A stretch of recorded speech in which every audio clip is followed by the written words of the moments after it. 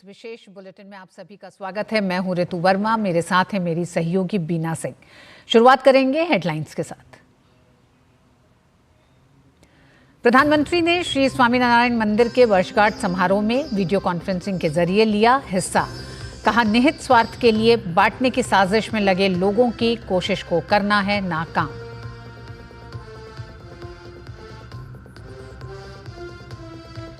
तेज हुआ चुनावी संग्राम। प्रधानमंत्री ने मेरा बूथ सबसे मजबूत कार्यक्रम में बीजेपी कार्यकर्ताओं को दिया जीत का मंत्र। झारखंड की 43 और 10 राज्यों की 33 विधानसभा सीट पर प्रचार का अंतिम दिन।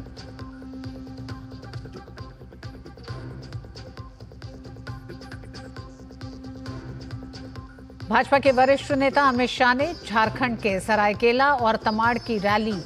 जेएमएम और कांग्रेस पर आदिवासियों का अधिकार लूटने का लगाया आरोप। वहीं कांग्रेस नेता मल्लिकार्जुन खड़गे ने जनता से किए वादे पूरा करने की कही बात।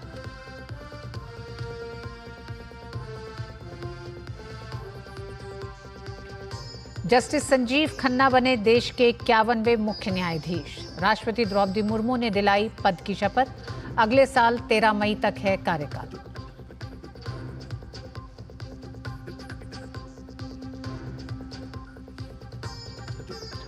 और गोवा में 20 नवंबर से शुरू होने वाले 55वें भारतीय अंतर्राष्ट्रीय फिल्म महोत्सव उभरती प्रतिभाओं पर होगी केंद्रित। इस बार फ्यूचर इज नाउ पर रहेगा फोकस।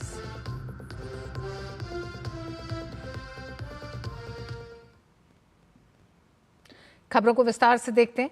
प्रधानमंत्री नरेंद्र मोदी ने आज गुजरात के वड़ताल में श्री स्वामीनारायण मंदिर की 200वीं वर्षगांठ समारोह में वीडियो कॉन्फ्रेंसिंग के जरिए हिस्सा लिया।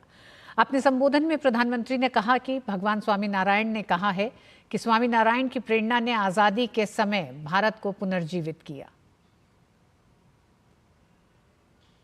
भगवान स्वामीनारायण ने हमें, उस कालखंड के सभी संतों ने हमें नई आध्यात्मिक ऊर्जा तो दी ही, उन्होंने हमारे स्वाभिमान को जगाया, हमारी पहचान को पुनर्जीवित किया।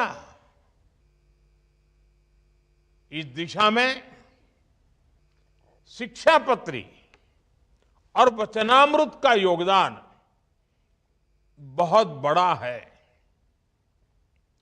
उनकी शिक्षा को आत्मसात करना, उसे आगे बढ़ाना, ये हम सबका कर्तव्य है।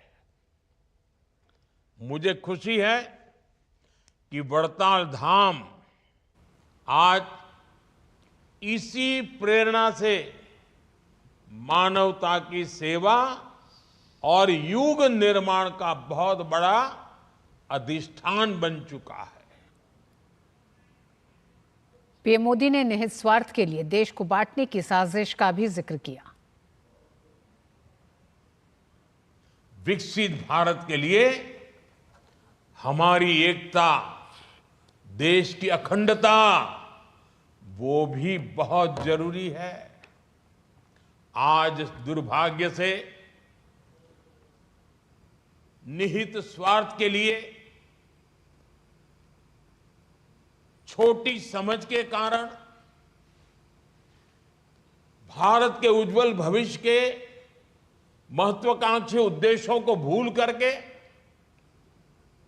कुछ लोग समाज को जाति में, धर्म में, भाषा में, ऊंच और नीच में, स्त्री और पुरुष में, गांव और शहर में न जाने किस प्रकार से टुकड़े टुकड़े टुकड़े में बांटने की साजिश चल रही है।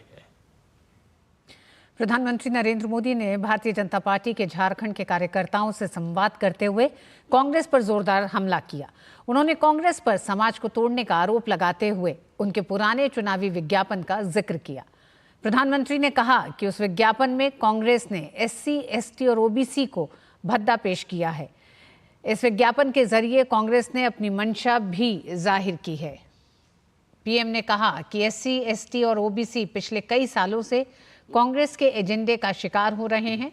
उन्होंने कहा कि कांग्रेस अपनी साजिश में सफल होने पर आपका आरक्षण छीन लेगी। इस मौके पर पीएम मोदी ने एससी, एसटी, ओबीसी समाज को एकजुट रहने की सलाह भी दी।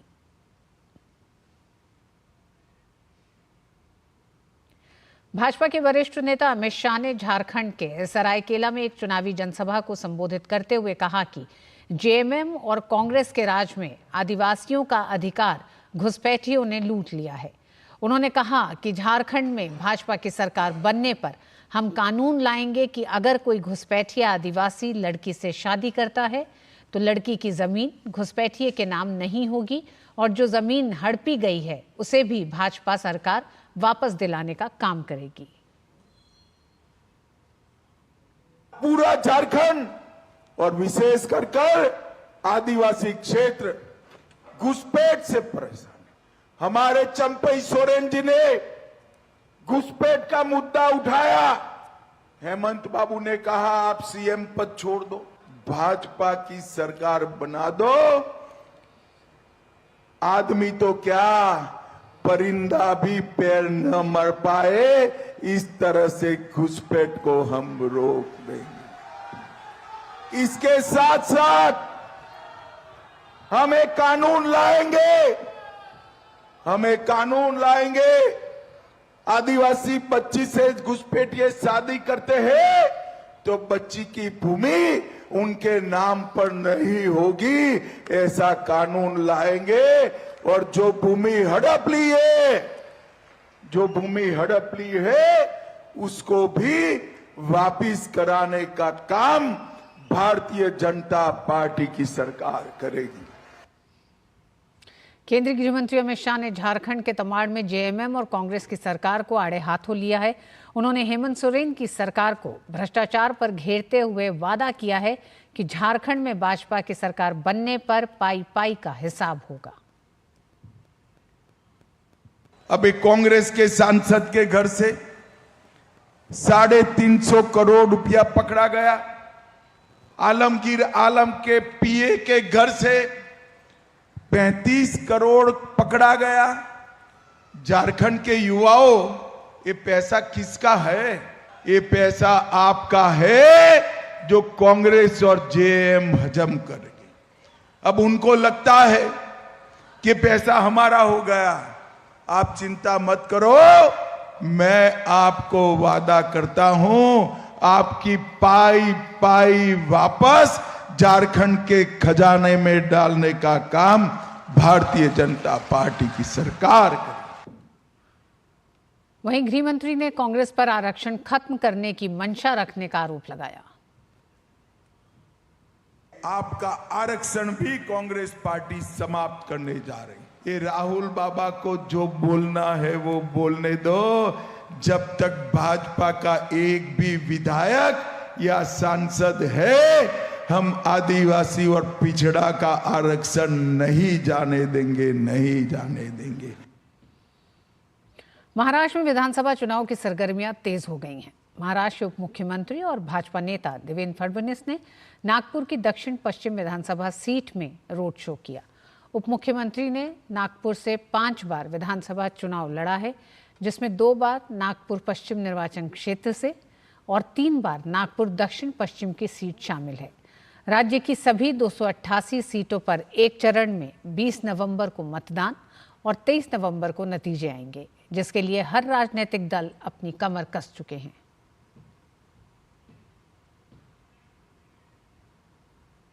उधर झारखंड विधानसभा चुनाव को लेकर भी राजनीतिक सरगर्मियां जोरों पर हैं। कांग्रेस अध्यक्ष मल्लिकार्जुन खड़गे ने झारखंड के छतरपुर में चुनावी रैली की। चुनावी रैली के दौरान उन्होंने कहा कि हम झारखंड में अपने घोषणा पत्र में किए वादों को पूरा करेंगे। हमने जो कर्नाटक में किया 5 गारंटी, उसको निभाया। तेलंगाना में किया, निभाया। हिमाचल में किया, निभाया। और आज झारखंड में बोल रहे हैं हम, ये जो 3000 रुपए देने की बात की, एमएसपी की बात की, ये भी हम निभाएंगे, देखे रहेंगे।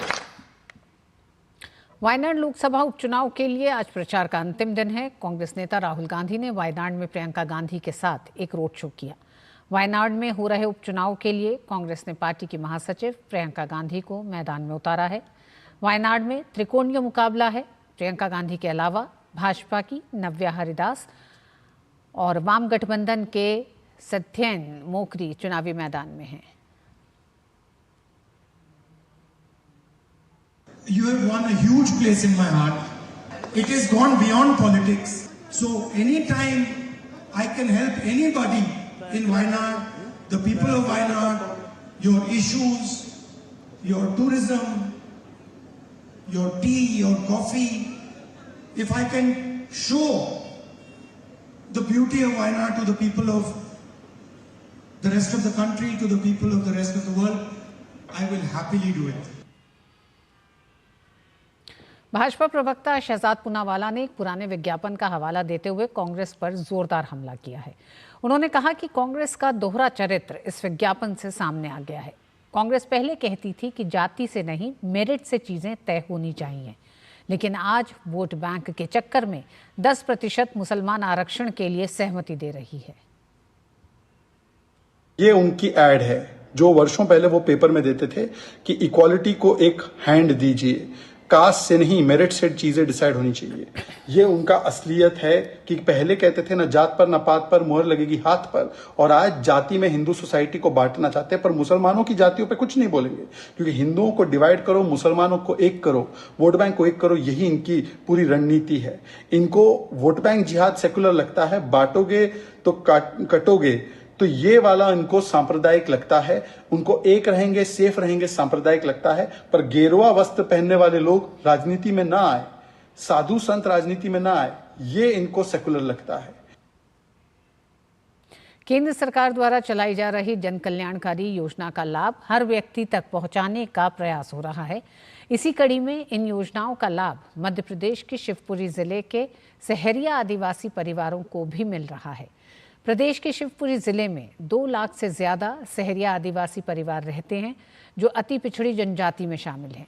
जिले में प्रधानमंत्री आवास योजना, पीएम जनमन आवास योजना, ग्रामीण आजीविका समूह में जोड़ना, शौचालय निर्माण सहित अन्य योजना का लाभ लोगों को दिया जा रहा है, जिससे ये सहरिया आदिवासी परिवार विकास की मुख्य धारा में आगे आ सकें। मुझे प्रधानमंत्री आवास की तरफ से पहली किस्त मिल चुकी है। इससे मैंने काम चालू भी कर दिया है और प्रधानमंत्री का बहुत बहुत धन्यवाद। मैं डबिया से बलियान नेपाल।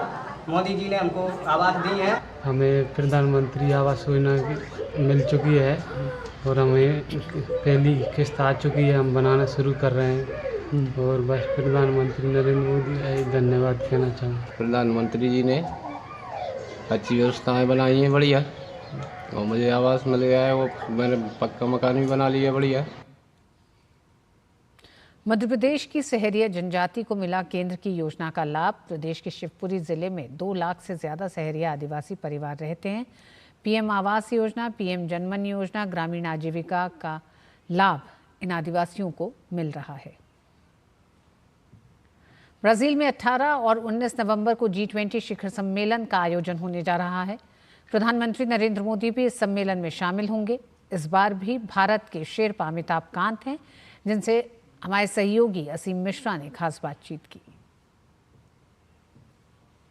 इस बार G20 का शिखर सम्मेलन ब्राजील के रियो शहर में होने जा रहा है, और इस बार भी पिछले साल की तरह जो G20 के शेरपा हैं वो अमिताभ कांत हैं, और इस वक्त हमारे साथ वो मौजूद हैं। सर, आपका बहुत बहुत स्वागत डीडी न्यूज़ में। इस बार पिछले साल इंडिया ने छोड़ा था जिन बातों को अपने घोषणा पत्र में, न्यू दिल्ली डिक्लेरेशन में, उन तमाम इशूज़ को अब ब्राज़ील किस तरह से उसको आगे बढ़ाने का काम कर रहे हैं? देखिए, सबसे बड़ी जो चुनौती है हम सबके आगे वो है ग्रोथ की, क्योंकि अगर ग्लोबल ग्रोथ नहीं बढ़ती है तो फिर सस्टेनेबल डेवलपमेंट गोल्स अचीव नहीं हो पाएंगे, और सस्टेनेबल डेवलपमेंट गोल्स केवल 12% अभी तक अचीव हुए हैं, और 2030 तक उनको पूरा अचीव करना है।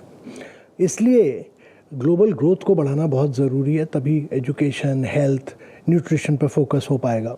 दूसरा जो बड़ा चैलेंज है कि सस्टेनेबल डेवलपमेंट गोल्स कैसे अचीव किए जाए। पर जो ब्राज़ील की फ़िलॉसफी है, जो उस पर वो फोकस कर रहे हैं, उनका जो सबसे बड़ा मुद्दा है वो राष्ट्रपति लूला का, वो है global alliance against hunger and poverty, जिसमें हम भी सदस्य बने हैं और बाकी G20 सदस्य भी बने हैं। पर हंगर और पॉवर्टी को अगर हटाना है दुनिया से, तब ये आवश्यक है कि ग्रोथ भी बढ़े। पिछली बार पीएम मोदी के लीडरशिप में ही G20 में ही अफ्रीकन यूनियन को शामिल किया गया G20 में, और इस बार वो full fledged as a member वो वहाँ पे शामिल होने जा रहे हैं। तो ये जो एक वॉइस है ग्लोबल साउथ की वॉइस, उसमें हम जानते हैं कि इंडिया है, ब्राज़ील है, अफ्रीकन यूनियन के तमाम 55 कंट्रीज़ हैं। तो ये एक जो एक फोरम है G20 का, जिसमें कि अफ्रीकन यूनियन भी अब शामिल हो गया, ये किस तरह से उनकी वॉइसेस को और भी मजबूती प्रदान करेगा? तो हम जो काम करेंगे, भारत जो काम करेगा, सारे ग्लोबल साउथ कंट्रीज़ के साथ मिलकर काम करेगा।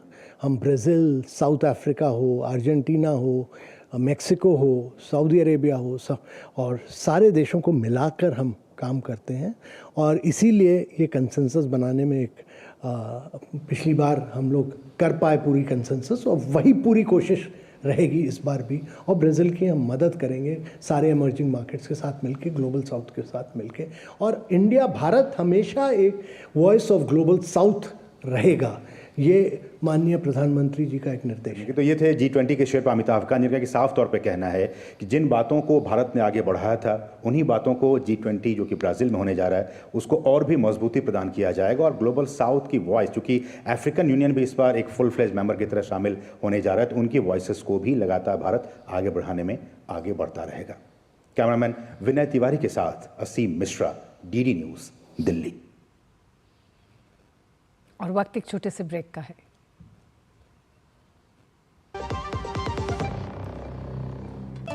मुथूट फाइनेंस गोल्ड ओवरड्राफ्ट, अपने सोने को हमारे सुरक्षित लॉकर्स में डिपॉजिट कीजिए, उस सोने पर 24/7 क्रेडिट लाइन लीजिए, और फिर पैसे एक बार लीजिए या बार बार, आपके हाथ में है। कम या ज्यादा आपके हाथ में है, घर में या ब्रांच में आपके हाथ में है।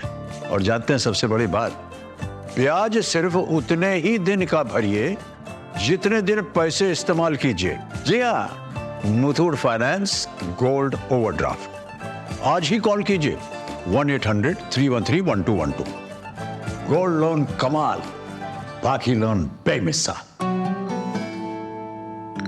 यार Ajay, look at your dad, हम इस उम्र में ऐसे रहेंगे क्या? बिल्कुल रहेंगे, अगर पापा जैसी सही प्लानिंग की तो। जैसे कि मेरे पापा ने इन्वेस्ट किया LIC के जीवन अक्षय में, जो दे रहा है इमीडिएट और guaranteed annuity at regular intervals, जिंदगी भर के लिए। वाह, पर हमें तो इस एज तक वेट करना पड़ेगा ना? बिल्कुल नहीं, हमने तो अभी इन्वेस्ट किया है LIC के न्यू जीवन शांति में, जो हमें देगा डिफर्ड एन्युटी, मतलब कुछ साल बाद से रेगुलर इनकम। आई सी। LIC के एन्युटी प्लान्स दे एन्युटी ऑप्शंस और नियमित इनकम पाने में फ्लेक्सिबिलिटी भी। LIC, हर पल आपके साथ।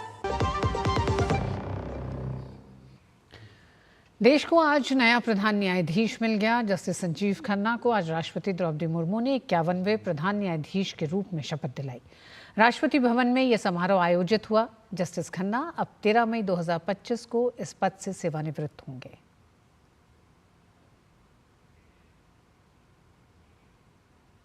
हरियाणा के सिरसा में किसान कर रहे हैं पराली को मशीनों से समाप्त। जी हां, अब यहां के किसान खेतों में पराली को नहीं जलाते, बल्कि पराली का इस्तेमाल खेतों में ही किया जा रहा है। इसकी वजह से इनके खेतों की उपजाऊ शक्ति भी बढ़ने लगी है। पराली प्रबंधन को लेकर कितने जागरूक हुए हैं सिरसा के किसान, इसका जायजा लिया हमारे संवाददाता गिरीश निशाना ने।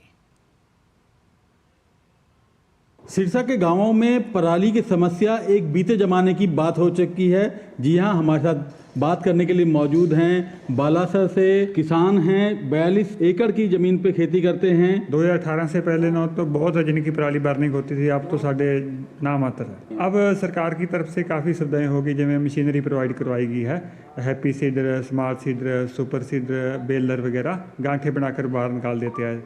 जिसकी पराली ज़्यादा होती है उसको बाहर निकाल देते हैं, जो वैरायटियों की पराली कम होती है उसको बीच में इन सीटों कर देते हैं। 2019 से पहले लोगों को सांस लेने में भी दिक्कत होती है, लोग बता रहे थे।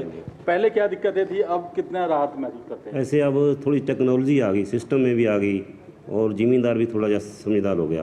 तो इस कारण थोड़ा जी बचाव है। पराली के लिए ये साधन मिल जाए तो बहुत अच्छा है, जैसे सुपर सीडर मिल रहा है, बहुत समाधान हो जाए। पहले तो सारी समस्याएं थी जी, पहले इस टाइम ये जो टाइम है इस टाइम सांस नहीं आता था, आंखें जलन बुरा हाल था। अब 3-4 साल से ये प्रॉब्लम घटती जा रही है। अब तो इस बार तो बहुत कम है, थोड़ा बहुत है। पराली जो अंदर जाएगी ज़मीन के, पशु जैसे खाता है तो वो गोबर करता है, उस जल्दी बनती है, इसमें थोड़ी लेट बनती है। काम तो वही है, वही खाद बन रही है। तो अब किसान धीरे धीरे समझदार हो रहे। अब जो लोग काफ़ी जागरूक हुए हैं, लोगों को पता चल गया पराली जलाने से डबल नुकसान है। एक तो स्वास्थ्य का नुकसान तो है ही है, सांस लेने में दिक्कत होती है, आंखें बढ़ती है। दिल्ली तो पता नहीं क्यों धुआं कब भोगता है, लेकिन पहले हमें तो जब भी तीला लगाते हैं तुरंत पहले तो हमारी नाश में जाता है। दूसरा, जैसे जैसे लोगों ने पराली प्रबंधक से पराली अंदर मल्चिंग की है, जैसे कोई रूटावेटर से की है, किसी ने हैप्पी सीडर सुपर जैसे की है, उससे ज़मीन की उपजाऊ शक्ति काफ़ी बढ़ी है। और यूरिया वगैरह खाद की 25% तक कम डालनी पड़ती है। और मेरे जैसे छोटे किसान हैं जी, वो खुद का अपना जो इम्प्लीमेंट सुपर सीडर वगैरह ले नहीं सकते, क्योंकि इसकी कॉस्ट लगभग 2-2.5 लाख के रुपए है जी। जैसे जैसे संस्था कर रही है उपराला, इससे हमें फ़ायदा होगा जी, और भी हम किसानों को जागरूक करेंगे। ये सुपर सीडर मिले हैं, अब आग नहीं लगाएंगे जी, औरों को भी रोकेंगे आग लगाने से। कहीं ना कहीं ये किसान खुद जागरूक हो चुके हैं और लोगों को भी जागरूक कर रहे हैं कि पराली को नहीं जलाना है, बल्कि इस तरह से पराली का प्रबंधन करना है और भविष्य में इसे खाद बनाकर अपने खेतों में डालना है। कैमरामैन कमलेश कुमार के साथ गिरीश निशाना, डीडी न्यूज़, हिसार, हरियाणा। भाजपा के प्रदेश अध्यक्ष बाबूलाल मरांडी ने झारखंड के प्रमुख प्रशासनिक और पुलिस अधिकारी पर रकम वसूल करने का आरोप लगाया है। बाबूलाल मरांडी ने अपने सोशल मीडिया एक्स पर लिखा है, सूचना मिल रही है कि झारखंड के कुछ जिलों में प्रमुख प्रशासनिक एवं पुलिस अधिकारी सत्तारूढ़ पार्टी के लिए व्यापारियों कारोबारियों में मोटी रकम वसूल कर रहे हैं। ऐसी ही एक सटीक जानकारी मिलने पर मैंने मुख्य सचिव को सूचित कर कहा है कि ऐसे सारे अधिकारियों को ये गलत काम करने से रोकें। प्रशासनिक मर्यादा एवं शासन पर जनता का विश्वास बनाए रखने के लिए मैं ऐसे किसी बेईमान वसूलीकर्ता अफसर का नाम अभी सार्वजनिक नहीं कर रहा हूं, लेकिन मैं राज्य के छोटे बड़े अफसरों के करबद्ध अपील करता हूं कि वे सत्तारूढ़ पार्टी के लिए चुनावी लेवी वसूलने के बेजा हरकतों से बाज आएं। मैं वादा करता हूं कि राज्य में एनडीए की सरकार बनते ही बिहार की तर्ज पर कानून बनाकर वैसे बेईमान अफसरों की संपत्ति, जमीन जायदाद, मकान सीधे जब्त कर उसका उपयोग स्कूल, अस्पताल खोलने जैसे पब्लिक के सार्वजनिक कार्यों के लिए किया जाएगा। और इसी के साथ इस बुलेटिन में हमें दीजिए अनुमति। नमस्कार।